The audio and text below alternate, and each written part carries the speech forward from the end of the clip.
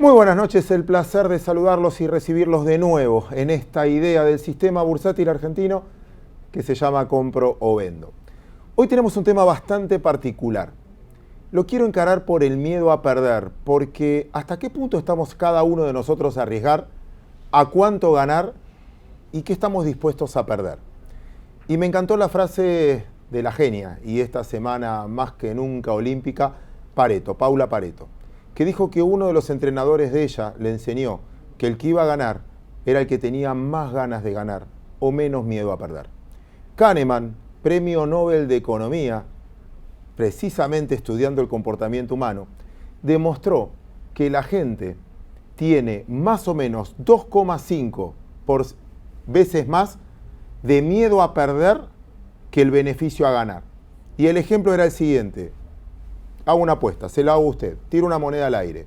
Si sale cara, usted gana $100. Si sale seca, usted pierde $100. ¿Juega? Bueno, el 99% de la gente no juega. Si es 60-40, tampoco juega. ¿Cuándo empieza a jugar la gente? ¿Cuándo la encuesta empieza a ser a favor del juego? Cuando hay 75% de ganar y 25% de perder. Planteo esto porque hay muchos precios del mercado, en todos los mercados del mundo, en máximos históricos, que uno se tiene que preguntar. Ejemplo, un bono de Portugal, 1,5 anual a 10 años. Un bono de Italia, 0,95 a 10 años, es lo que rinde. Un bono de Estados Unidos, 1,53 a 10 años. Un bono de Alemania, menos 0,11 a 10 años, no un bono corto, un bono largo. Un bono de Grecia es el que más rinde hoy, 8% anual a 10 años. Un bono argentino, 6% anual a 10 años. Un bono brasileño, 5,60, 5,50 a 10 años. ¿Cuánto tengo para ganar y cuánto estoy arriesgando para ver si tiene sentido la inversión? Y a partir de acá, muchas de nuestras inversiones ya no dependen de la economía. Muchas de nuestras inversiones ya no dependen de los balances de las compañías. Están dependiendo de la política. Y lo digo a propósito, para presentar además a mi compañero Sergio Berestein, por fin de nuevo aquí juntos. Qué gusto, Claudio. Un placer verte de nuevo. Igualmente. Tenemos una novedad de Estados Unidos, ya que estuviste tanto tiempo, algo que la gente no sepa.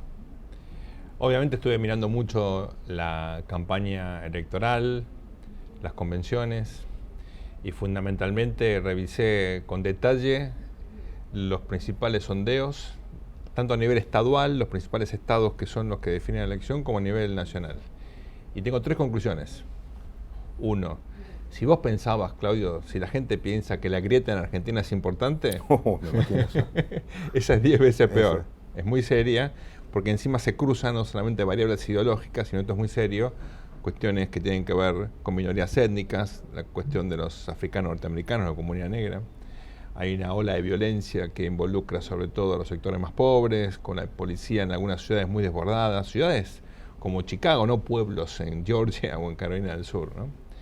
Una cuestión que realmente asusta cuando uno mira que obviamente la cuestión de esta polarización no es algo que involucra a Estados Unidos, sino también, bueno, lo ves en Europa con el Brexit, lo ves en Turquía. Es un mundo muy polarizado, ¿no? Después vamos a hablar con José Ciaba, Sí. bien de mercados internacionales, pero aprovechando este pantallazo internacional, ¿cómo me explicás que esa grieta que ves en Estados Unidos, esa polarización de la sociedad en dos, se dé con un proceso de un dólar muy firme, de las bolsas en el máximo histórico? Esta semana alcanzaron el máximo histórico a todas, y con los bonos también subiendo porque la tasa está en mínimo? Que lo del Brexit se da en un escenario donde Europa también rodea por lo menos los bonos en su máximo histórico. Brasil, otra noticia muy política esta semana, y el real apreciándose hasta 3,14. ¿Cuál es la interpretación? ¿Subestimación de la sociedad, la política? Yo creo que está desacoplada la dinámica del mercado financiero de la realidad de todos los días. Como dicen en Estados Unidos, Main Street por un lado, Wall Street por el otro, ¿no? Y creo que esto se nota fundamentalmente cuando mirás la tasa de desempleo. En Estados Unidos 4,9, menos de 5. Si en cualquier circunstancia yo te cuento esto, ¿vos qué me decís? Pues entonces hay inflación. No hay inflación. Hay una situación nueva de estancamiento secular con un segmento importante de la vieja clase media que encuentra dificultades para incorporarse al mercado de trabajo. Y esto, bueno, genera una situación bastante notable. Estuve en Ohio por la convención republicana. Fíjate qué interesante, Claudio. La mayor parte de los votantes en esta elección no tienen reserva en la casa por si tiene una contingencia el día de mañana.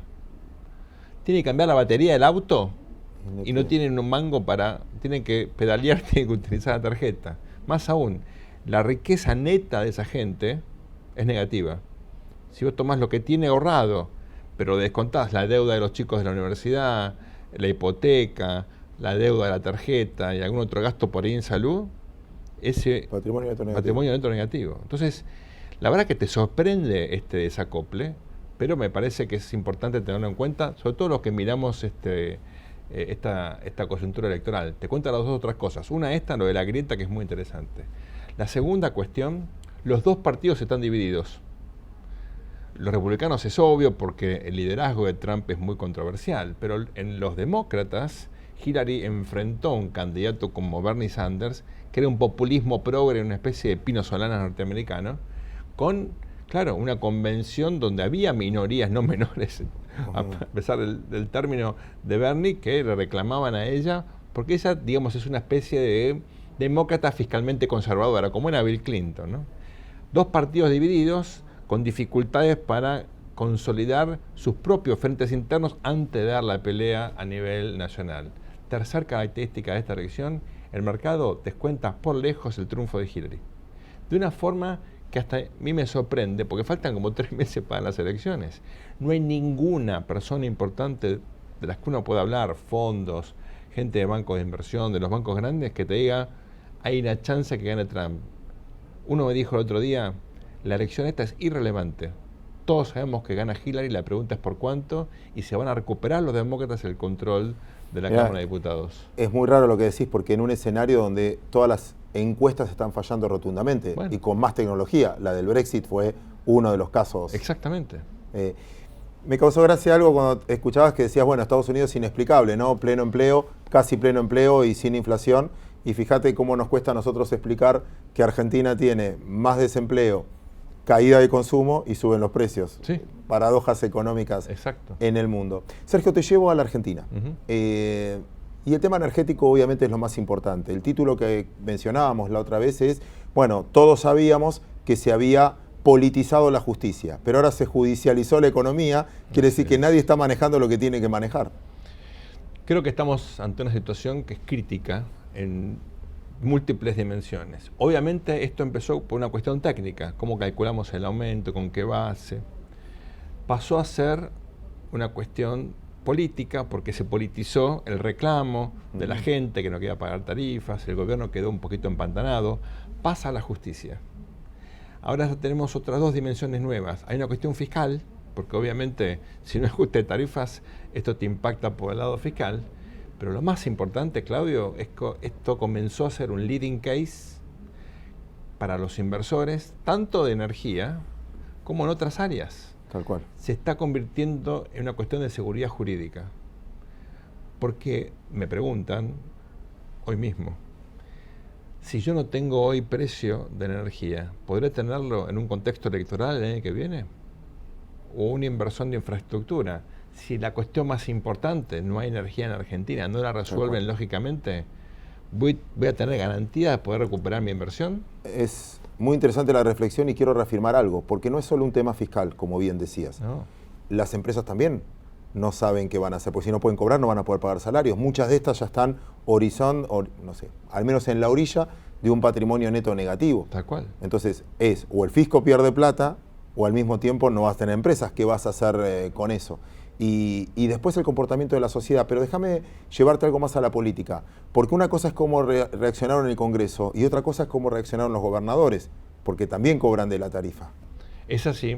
Uno cuando ve politización no quiere decir que toda la política esté uniformemente alineada hacia un lado o hacia el otro. Hay intereses que cruzan diferentes segmentos del entorno político, pero lo que está claro es que esto ya está comenzando a generar dudas respecto de los atributos más importantes del presidente Macri.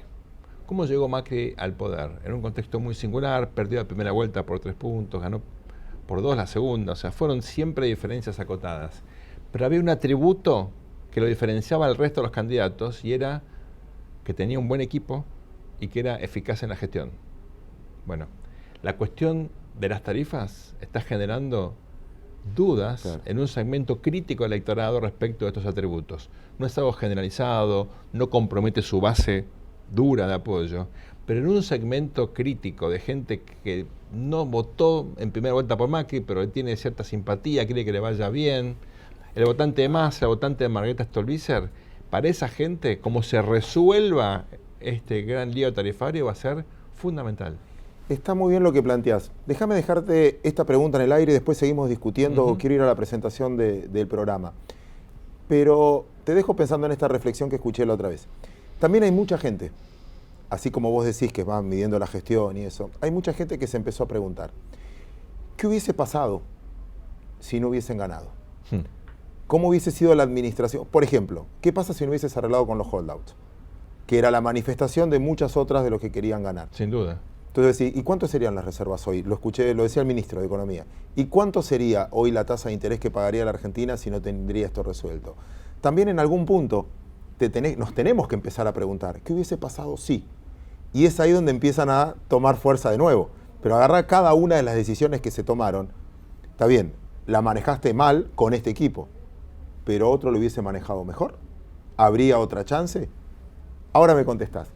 Déjenme presentarles el programa Un Minuto. Seguimos hablando un instante más con Sergio Berenstein. Tenemos mucho hoy, porque vamos a hablar del blanqueo. Indudablemente, Santiago Roca tiene una nota especial, como viene haciendo cada programa específica del tema. Vamos a hablar de mercado, hoy con un operador muy, muy prestigioso y con mucha experiencia aquí, para ver qué hacemos con ese dinero.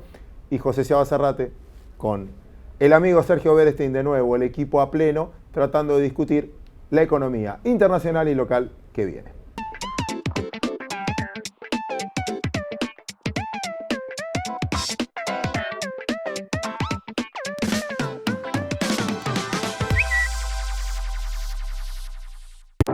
La Argentina se conecta con el mundo. El Merval con usted. Es momento de invertir. Piensa en Merval. El mejor vínculo entre sus inversiones y la producción. Mercado de Valores de Buenos Aires. ¿Sabías que podés tener el Banco Ciudad en tu celular? Hacé transacciones. Localizá cajeros. Pagá todo. Recargá tu celular. Nueva banca móvil del Ciudad. Bájate la app y disfruta. Banco Ciudad. Te quiere ver crecer. Seguimos con la parte del blanqueo para asesorar a nuestros televidentes. Realmente un blanqueo por cuarta vez en poco tiempo es muy bueno. Y este creo que debe ser el definitivo por las normas internacionales que van cambiando, y para ello hemos invitado a la doctora María Marta Cancio. ¿Cómo te va, María Marta? ¿Cómo andás, Santiago? Gracias por la invitación. No, por favor, un gusto. Bueno, vamos a marcarle a nuestros televidentes el tema del blanqueo. Realmente es muy interesante y además hay varios ítems. Hay bonos, hay fondos, los inmuebles sobre todo, ¿no? Me gustaría que en apretada síntesis nos explique.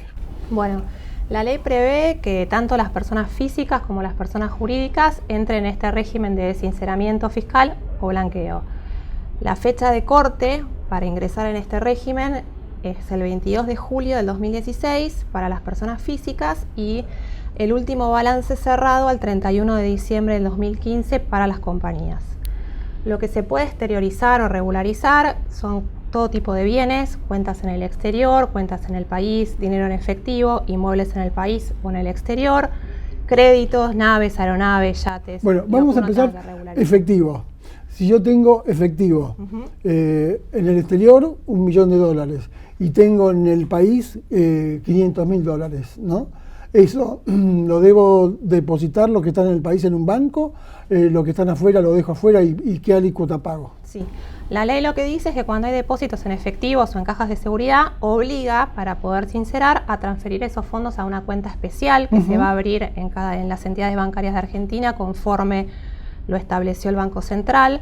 Esa plata hay que traerla al país, hay que mantenerla indisponible durante 6 meses y depende de los montos. En estos montos que me estás hablando, la tasa del impuesto a pagar es el 10% si el acogimiento se hace al 31 de diciembre del 2015 o el 15% si se hace el año que viene, desde el 1 de enero hasta el 31 de marzo, que es cuando finaliza el régimen. Bien, cambiemos entonces la opción. En lugar de tener los $500.000 acá en el país, compro un bono. El bono que me da el Estado es un bono a 3 años y uno a 7 años. A ver, ¿nos explicás un poco? Sí, la tasa esta las tasas que establece la ley varían según el bien, el momento de regularizar y los montos. Si tenemos que regularizar montos o bienes por hasta 305.000 pesos, el costo es 0. La regularización de bienes, incluyendo inmueble, entre 305.000 y 800.000, el costo del inmueble es el 5%, el costo del impuesto, el 5%. Si hay que regularizar un inmueble en el país o en el exterior por encima de los 305.000 pesos, el costo es 5%. Se haga la regularización durante el 2016 o durante el periodo enero-marzo 2017. Si se van a regularizar montos o bienes, excluido inmuebles, por arriba de 800.000, la tasa del impuesto va a ser 10 o 15 según el momento del acogimiento. Lo que prevé la ley es no pagar este impuesto o pagarlo a tasa 0 si el contribuyente destina esos fondos a, por ejemplo, un bono de un título público a 3 años, que eso tiene un cupón de 0%, que durante esos 3 años esa plata tiene que estar indisponible. El cupón 0%, para que la gente entienda, no paga ningún interés. No paga ningún interés, perfecto. Entonces ahí, por ejemplo, si un contribuyente tiene que regularizar $300.000, va a poner esos $300.000 en este bono y no va a pagar nada. La otra opción es que suscriba un título público a una duración de 7 años, que va a dar una tasa de interés del 1% anual, pero durante 4 años ese título no lo va a poder ni vender ni negociar. ¿Y la tasa? La tasa es del 1% anual. Ahora, la ventaja que tiene este bono, siguiendo el ejemplo, es que si esta persona tiene que regularizar los $300.000, puede suscribir $100.000 en este bono y los 300.000 van a estar grabados a tasa 0. O sea, va a ser el costo 0 de la regularización. O sea, que le quedan disponibles los $200.000. Le quedan disponibles los $200.000 para hacer lo que quiera. Los 100 recién los va a poder recuperar. Pero él va a pagar la alícuota del 0. Del 0% por los 300.000. No paga nada. Y la otra opción, que es un poquito más sofisticada, es invertir en cuotas partes de fondos comunes de inversión cerrados. ¿Y hay cuotas abiertas? Hay un fondo abierto que estableció la resolución de la FIP y la CNB, que es sería una inversión puente, porque también lo que se prevé es que hasta el 31 de marzo del 2017 este fondo común de inversión cerrado de objeto específico, ya sea para infraestructura, desarrollo inmobiliario o lo que está muy en boga, que es energías renovables, no esté constituido y formado a la fecha de fin de la norma. Entonces la ley prevé que los contribuyentes que quieran optar por esta opción depositen, adquieran cuotas partes de fondo común abierto, y una vez que el fondo común cerrado esté formado, se transfieran a ese fondo común de inversión. Acá el monto que se adquiera de cuotas partes es lo que está eximido del impuesto. Perfecto. También se podría hacer un mix. Bueno, vayamos a ver lo que están fuera del país y hay que exteriorizar montos realmente importantes. Si nosotros le decimos, porque viste que en la calle ya se habla mucho, es mejor no traerlos porque próximo año hay elecciones y bueno, y queremos ver primero qué pasa. Entonces, si lo dejan afuera, el monto a pagar son el 10% de la alícuota. Él va a hacer una exteriorización de todos sus fondos, ¿no? Exterioriza. Exterioriza, sí, $1 millón, suponte. Declara la cuenta fuera. Lo que va a tener que presentar es el extracto bancario, resumen bancario con la foto al 22 de julio. ¿Tiene que estar certificado por el banco? No, incluso puede ser un resumen electrónico, pero sí la foto al 22 de julio del 2016. Va a declarar que tiene $1 millón, paga el 10%, que incluso se previó un mecanismo de pago directamente desde el exterior, que no es necesario sacar plata ni de acá, se puede pagar el impuesto con la plata que se va a declarar en el exterior. Y listo. ¿En el estudio Barrero tienen muchas consultas ustedes? Sí.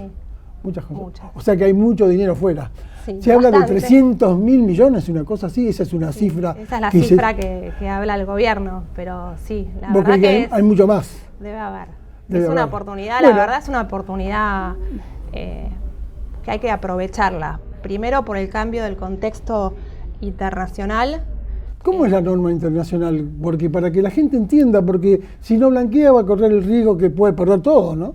Sí. O el 50% por lo menos. Sí, yo te diría que hasta puede ser todo. Ajá. ¿Por qué? Porque a partir de septiembre del 2017 comienza a regir para Argentina y para otros 55 países el acuerdo de intercambio de información automática. Ujú. Esto quiere decir que el 30 de septiembre del 2017 Siete.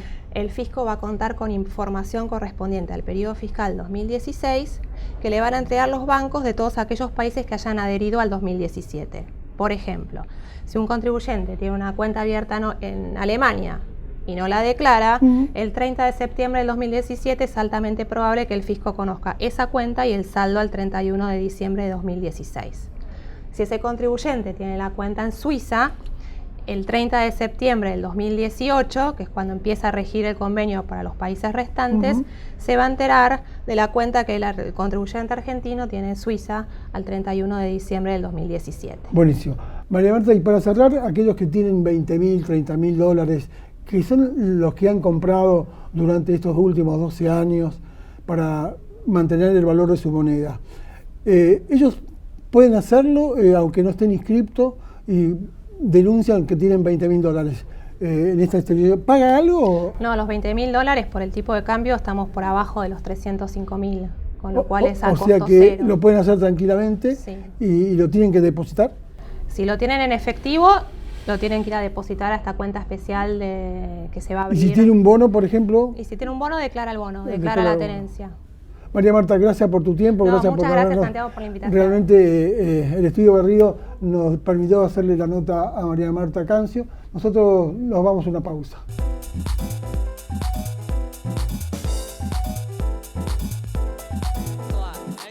Aeromar Valores, nuestra experiencia respaldando su futuro. Alternativas de inversión, financiamiento y coberturas en los mercados de valores. www.aeromarvalores.com.ar. Trayectoria, solidez y transparencia al servicio de la inversión bursátil argentina. El Merval, Mercado de Valores de Buenos Aires, es una entidad privada que actúa en el contexto económico argentino desde 1929.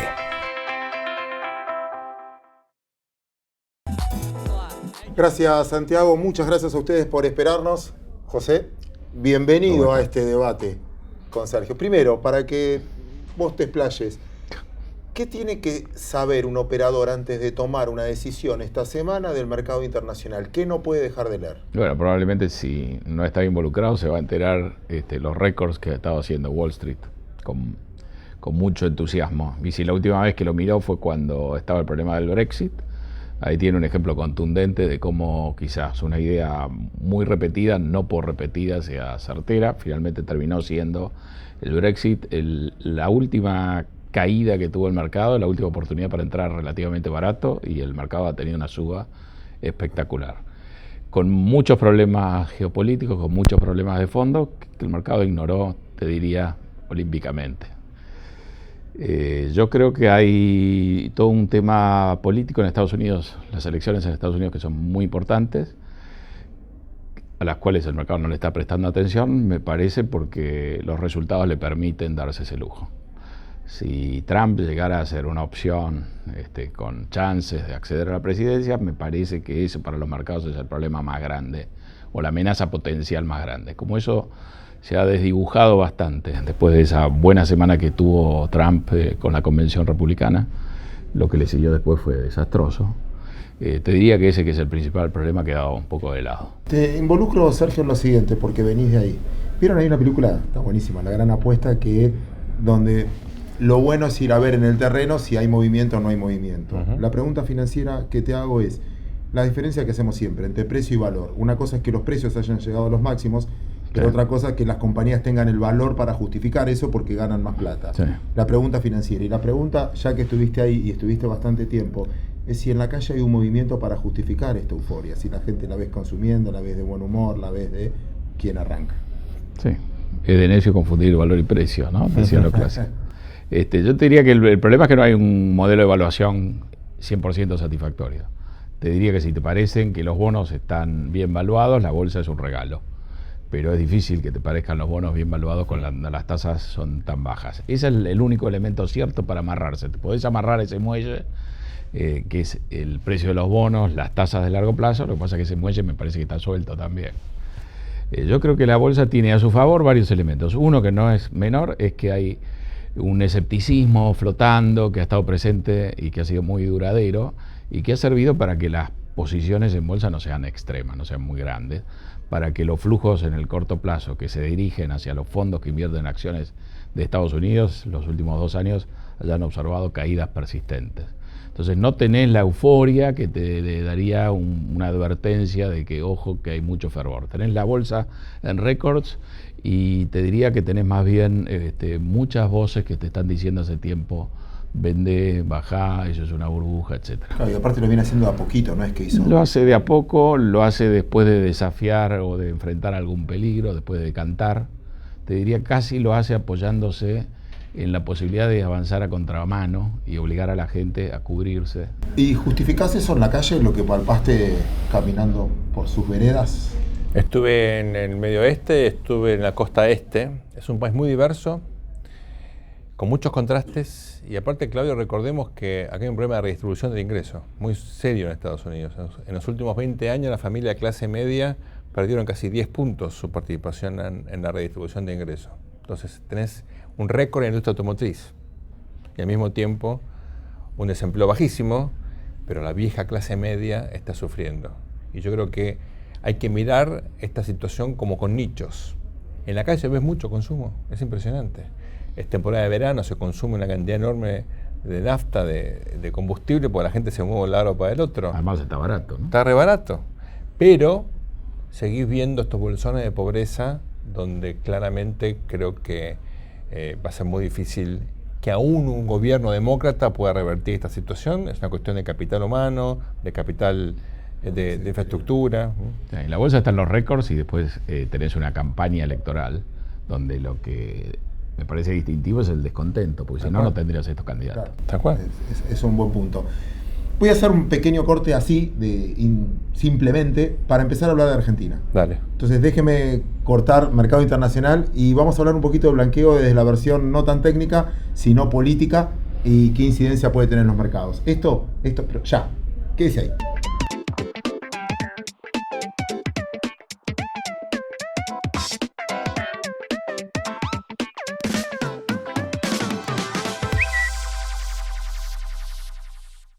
¿Sabías que podés tener el Banco Ciudad en tu celular? Hacé transacciones, localizá cajeros, pagá todo, recargá tu celular. Nueva banca móvil del Ciudad. Bájate la app y disfruta. Banco Ciudad, te quiere ver crecer. Vieron que era poquito. Muchísimas gracias por esperarnos. Sergio, comentario político del blanqueo. El blanqueo, Claudio, puede ser visto desde dos perspectivas, como una muestra de confianza en Argentina y también como una medida de la percepción de miedo que tiene el argentino promedio respecto a la capacidad del Estado de controlar efectivamente su vida económica. Veamos lo primero, ¿por qué es una medida de confianza?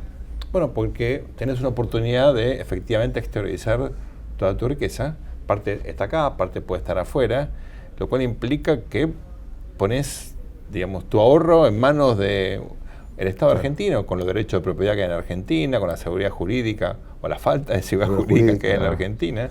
Entonces, la con un déficit fiscal enorme. Un déficit fiscal enorme. Tú vas a decir, bueno, ¿te la puedes dejar afuera la plata hasta que te digan que la traigas? O sea, ¿por qué uno no puede pensar hoy, en 2 años, u otro gobierno, que cuando mire tu declaración jurada te diga, Claudio, ese dinero que usted tiene en Uruguay, lo trae mañana acá? Sí.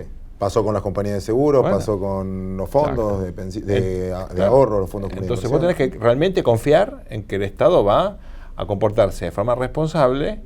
La verdad que no hay ningún motivo para pensar eso teniendo en cuenta la historia argentina. Uno tiene que pensar que de acá en adelante vamos a tener, digamos, políticos responsables, cosas que es una medida de confianza. Ahora, al mismo tiempo está el miedo.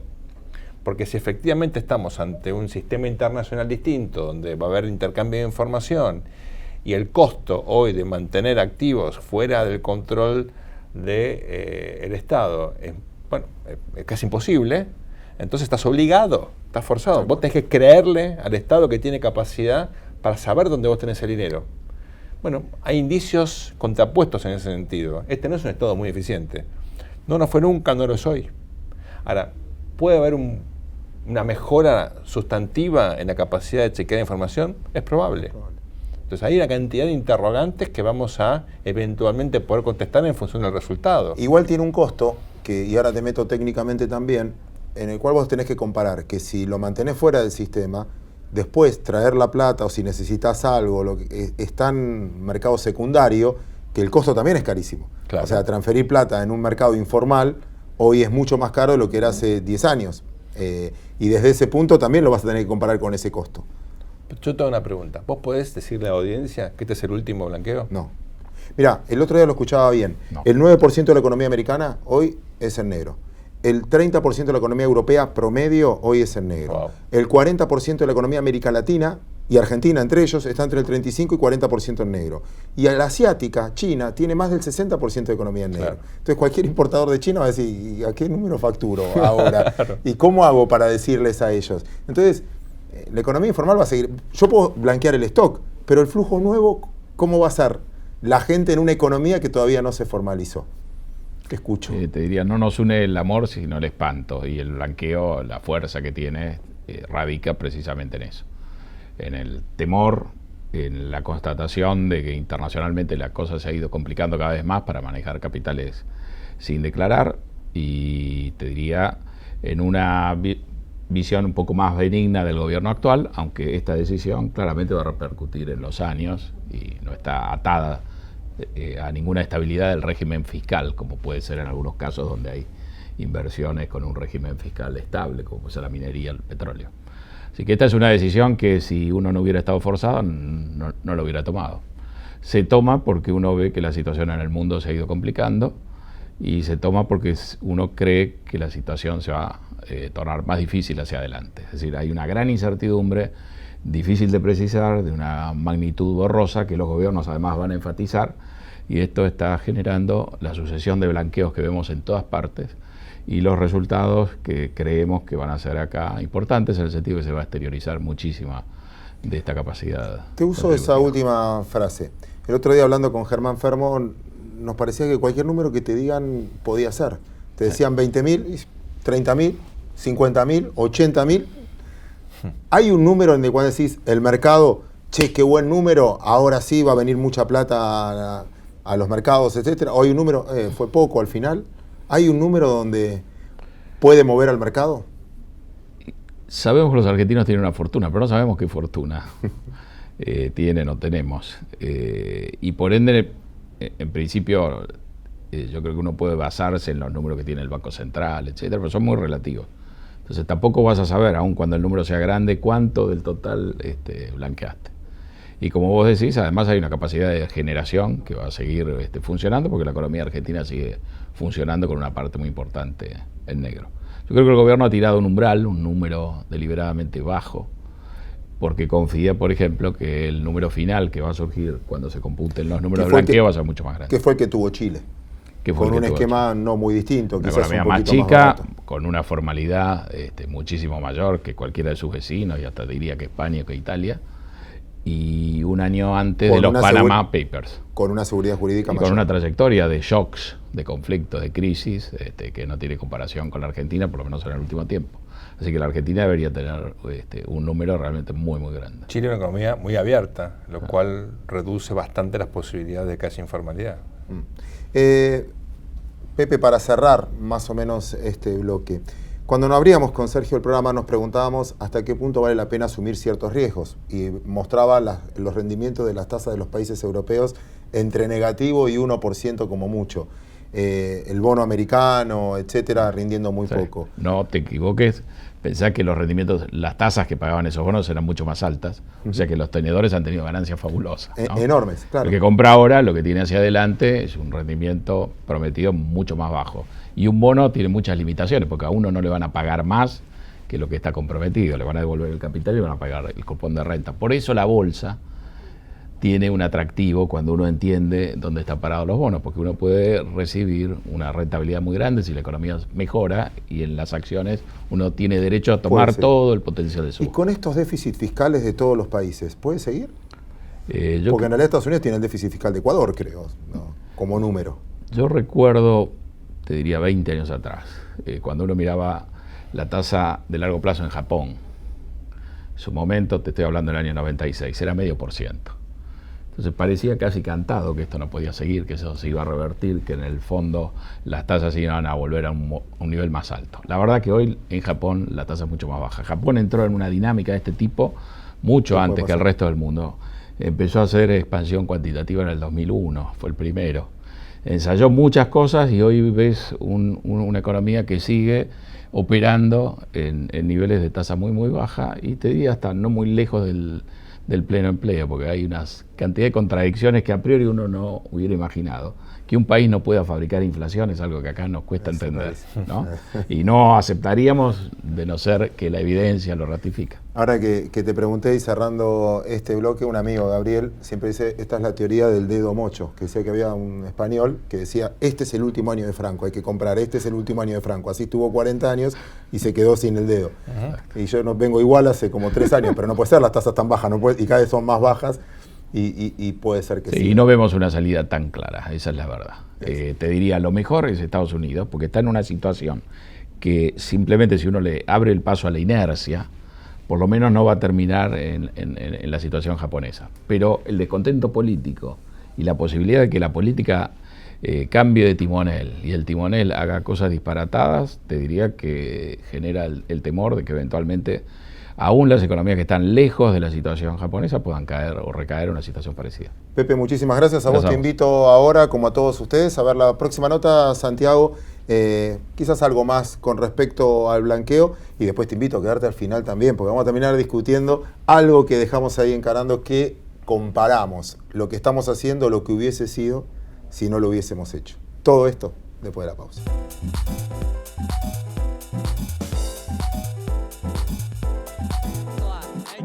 Aeromar Valores, nuestra experiencia respaldando su futuro. Alternativas de inversión, financiamiento y coberturas en los mercados de valores. www.aeromarvalores.com.ar. Bien, vamos a hablar nuevamente del blanqueo y el impacto que tiene sobre el mercado doméstico. Lo tenemos a un operador que realmente tiene mucha experiencia, Fernando Díaz, desde Burgplaza. ¿Cómo te va, Fernando? ¿Cómo andás, Santiago? Bien, estoy realmente con un machete hoy. Mirá. Ah, mira vos. Sí, porque quiero ver la esterilización de los flujos que van a venir para este blanqueo, ¿no? Sí, el tema del día, el blanqueo. El blanqueo. Y bueno, ¿vos tenés optimismo que van a ingresar muchos al blanqueo? Sí, creo que va a ser un éxito el blanqueo. Todavía faltan aclarar varios puntos importantes para que sea un éxito. ¿Cómo ser? ¿Cómo ser? Mirá, las alternativas, para no repetir las que ya están dichas por todos lados, tenemos el bono a 3 años, el bono a 7 años que te hace el 3x1, el de 3 años inmovilizado, el de 7 inmovilizado a 4 años, y los fondos comunes de inversión. Ahí está. Fondos comunes de inversión, ¿tienen que ser cerrados, abiertos? ¿Hay alguna conexión entre sí? Aquel llamado puente. Sí, hay una conexión porque todavía falta aclarar varios puntos en los fondos comunes de inversión, y que si salen en forma positiva, que creo que va a ser así, va a ser una alternativa muy importante.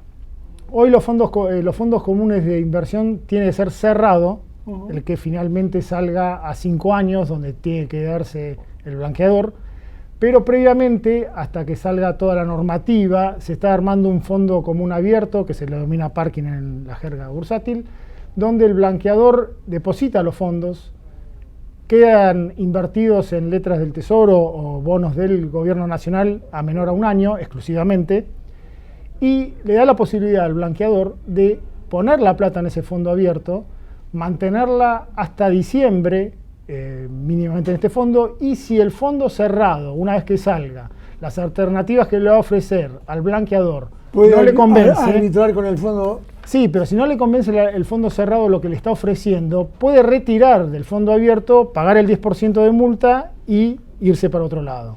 Originariamente no pagó nada. Originariamente no paga nada. Si se mantiene hasta diciembre en el fondo abierto y lo retira antes y no converse el cerrado, puede pagar el 10%. Si se mantiene hasta el 11 de marzo, tiene que pagar el 15% si el fondo cerrado finalmente no satisface las necesidades de los blanqueadores. Bien. Por eso, discúlpame, sí. Por eso el fondo cerrado es muy importante lo que vaya a ocurrir los próximos días con la reforma fiscal.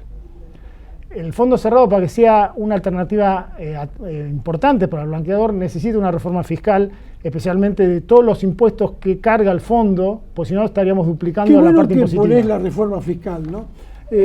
Siempre se habla con muchos tributaristas que hablo, dice, lo ideal hubiese sido que la reforma fiscal sea antes del blanqueo, sí, para conocer las alícuotas. Para conocer todo, sí. ¿No? Bueno, se supone que va a ser el mes que viene. Hay tiempo todavía, por eso está el fondo abierto, es importante, donde el blanqueador puede dejar los depósitos y si no convence el cerrado, que creo que no va a ocurrir, creo que va a ser una alternativa muy potable, bueno, pueda retirar e ir por otro lado. Hicimos un repaso, recién hablamos también con una especialista, una abogada del Estudio Garrido, pero nosotros vamos a hablar un poco de mercado. ¿Qué impacto va a tener el blanqueo en estos papeles que tiene dólar atrasado, inflación muy alta y el blanqueo puede venir a darnos un poco la bendición del mercado? Yo creo, según mi posición, creo que va a ser un éxito el blanqueo. Creo que más allá del blanqueo va a haber una recomposición de carteras. ¿Por qué? Porque la persona física que blanquee, vaya por la opción que vaya, finalmente su cartera del exterior va a tener que ser recompuesta, porque hasta este momento no pagaba nada. Exacto. Ahora, si lo tiene invertido, te pongo un ejemplo, en acciones americanas, va a pasar a tributar el 35% de ganancia. Con lo cual, la búsqueda de activos argentinos va a ser demandada.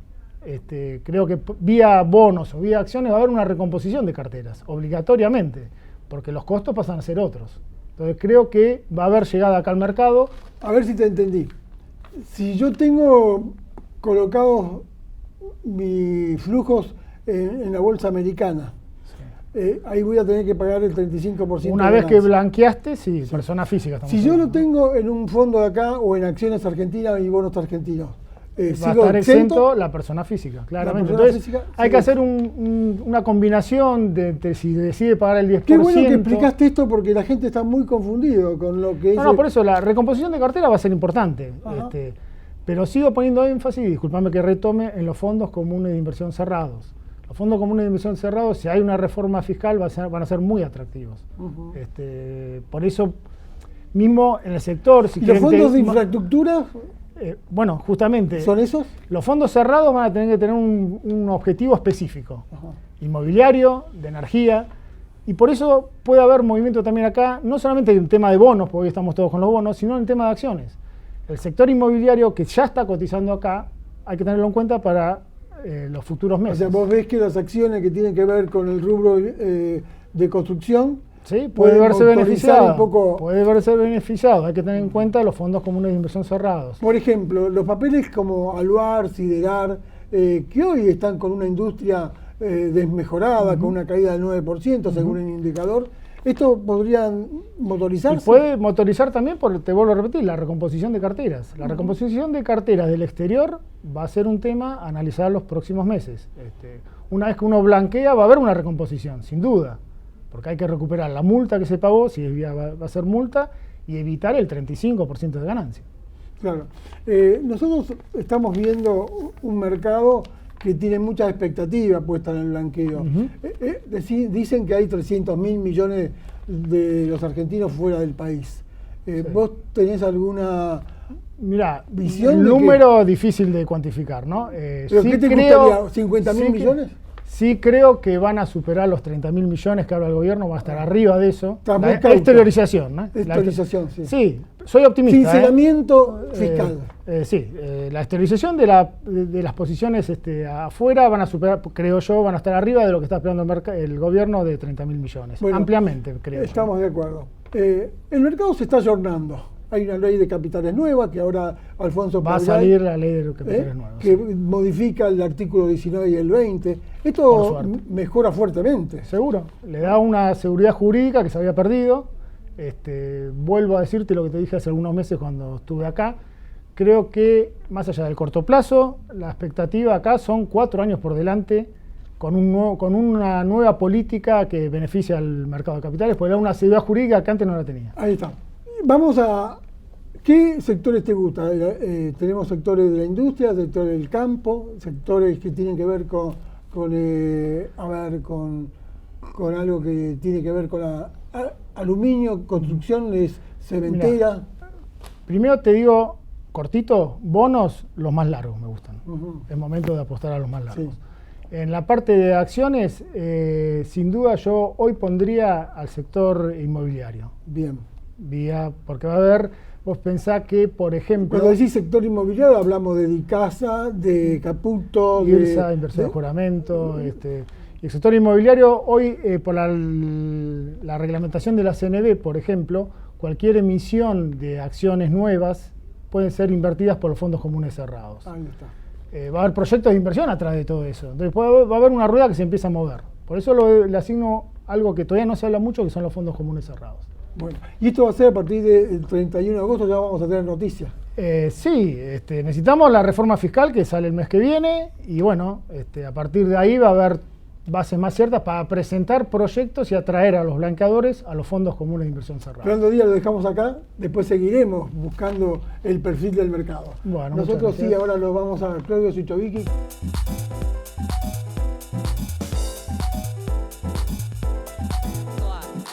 Estamos construyendo un nuevo mercado federal.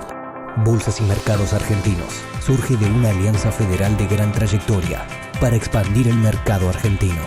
Llega para brindar el mejor servicio y la más alta calidad en inversiones bursátiles.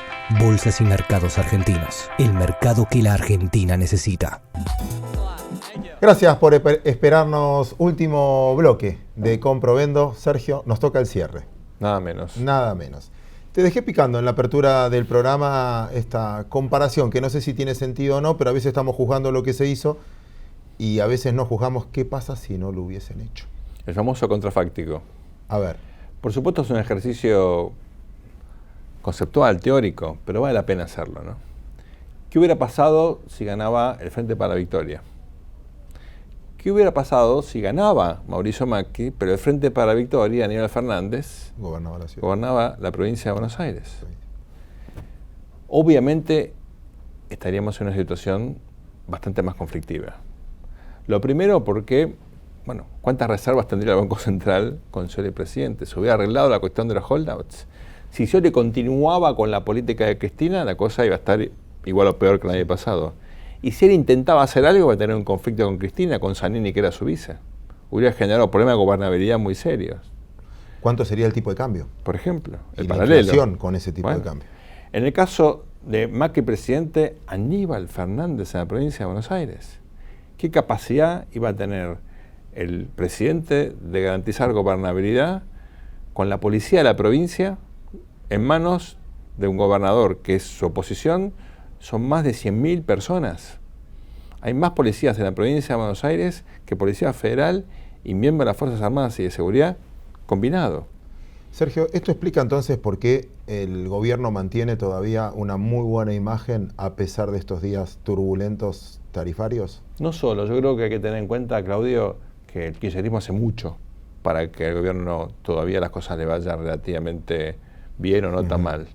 Porque tenés declaraciones de la propia Cristina, tenés la sobreactuación de Guillermo Moreno, la propia Eve de Bonafini, digamos, este kirchnerismo radicalizado, ideológicamente, si querés, no representa el peronismo, pero sigue teniendo una presencia contundente, y claramente Macri dice, mira lo que es esto, vos estabas gobernada por esta gente. Entonces el electorado promedio sigue diciendo, bueno, no me va bien, estoy preocupado, hay un muy extendido sentimiento de preocupación por lo económico, pero aún así la gente se siente como una especie de un valle. Estábamos mejor el año pasado, pero vamos a estar mejor el año que viene. Y en el valle lo peor que puedes hacer es detenerte, hay que seguir caminando. Esa inercia creo es lo que te explica parte de los datos. Estamos a un año de las PASO, me marcaban el otro día, 2017. Así es. ¿Es poco pero es mucho? O no sé, ahora vos me aclarás. ¿Qué lugar ocupa la oposición? ¿Quién es la oposición hoy cuando me describís como me describías el kirchnerismo? ¿Quién la ocupa? ¿Massa, Urtubey, el peronismo hoy anterior? Tenés una situación, Claudio, de enorme incertidumbre respecto al proceso electoral, en 3 planos. Uno, no sabés el nivel de fragmentación de la oposición. Recordemos que esto es un elemento central. El kirchnerismo fue lo que fue por la fragmentación de la oposición al kirchnerismo. Por supuesto que el kirchnerismo hizo mucho para fragmentar la oposición y para debilitarla. Cooptación de radicales K, cooptación de otros segmentos que estaban antes en la oposición, Sabatella, por ejemplo, hasta el 2009. Entonces, es fundamental entender si vas a tener una oposición más o menos coordinada o, como ocurre hasta ahora, descoordinada. Primer dimensión de incertidumbre. Segunda, ¿qué va a pasar con la economía? Y no tanto con el crecimiento en sí, sino con el empleo y con la inflación, que son los 2 factores que más explican el voto, acá y en todas partes del mundo. Tercer elemento, ¿tendremos reforma en el sistema de votación? ¿Votaremos con la boleta única, con una boleta electrónica, con el viejo sistema? Esto también es clave, porque los costos de armar una elección, tener fiscales, depende precisamente de que haya una mutación hacia este nuevo sistema. Con lo cual, yo te diría, estamos en un plano donde todo es especulación. Dicho esto, contesto tu pregunta, no me quiero ir por la tangente. Hoy el peronismo no hay que mirarlo como algo nacional y unificado, sino como liderazgos territoriales. La territorialización del liderazgo hace que cada uno de los líderes del peronismo, algunos disputan su liderazgo a nivel provincial, pero la mayoría está diciendo, junto votos y me siento a una mesa grande, porque la clave acá no es la elección de mitad de mandato, sino la elección del año 19. Pero hay una trampa, que no compromete a la oposición sino al gobierno, y es la siguiente.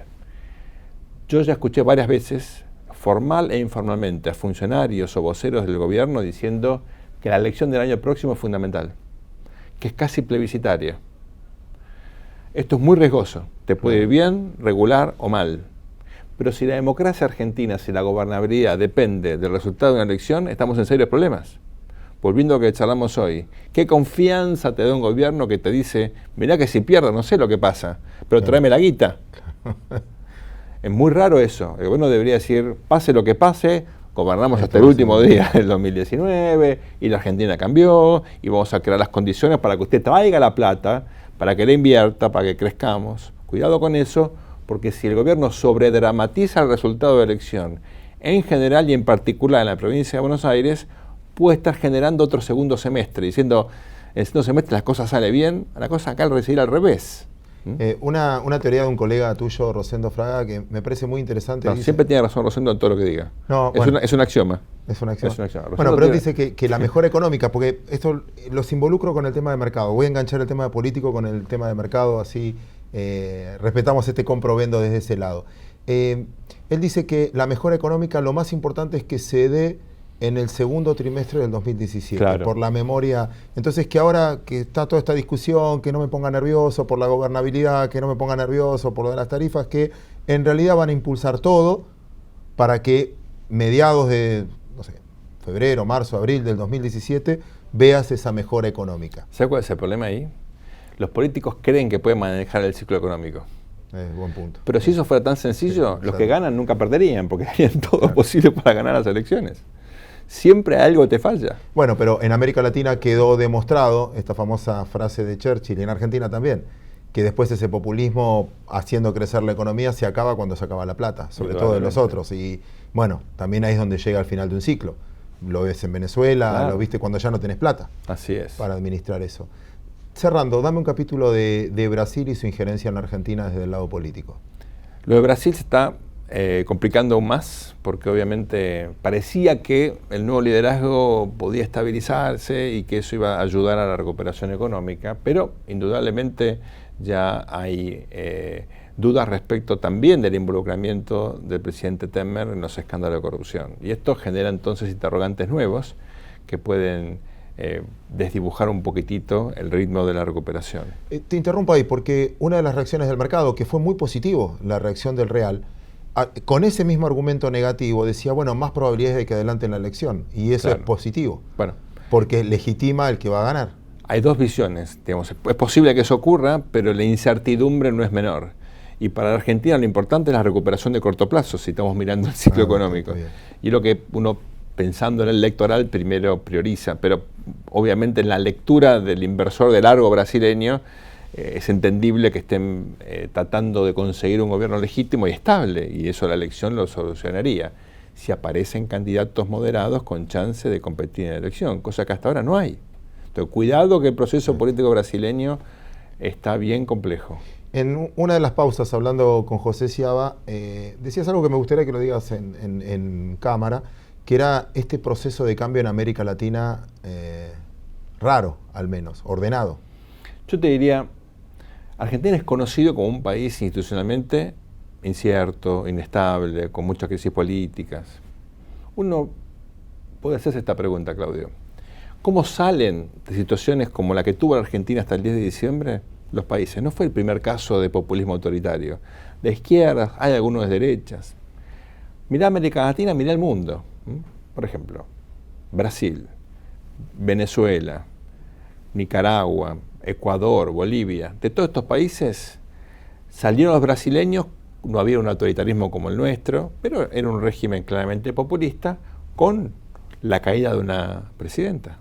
Hay una interrupción traumática del proceso político. Bueno, en Europa del Este también pasó, no solo. Exactamente. Ahí tenés el caso de varios países de Europa del Este, donde o bien se profundiza el populismo autoritario, Hungría, o aparecen casos, bueno, el de Turquía, ni hablar, encima con un golpe de Estado muy raro.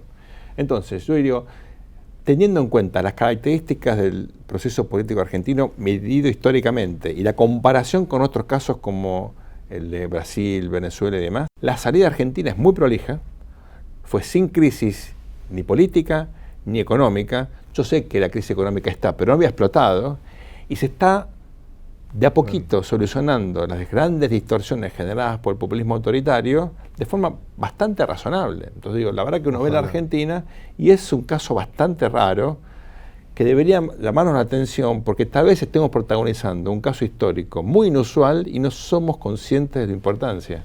Me encanta esto como cierre, porque en realidad es una mirada bastante más optimista. 30 segundos finales, ya aprovechando tu viaje, ya te exploté todo el viaje, es como que viajé con vos ya con esto. ¿Te siguen preguntando por Argentina para invertir? Sí, te diría con más dudas. Por un lado hay una preocupación por lo fiscal,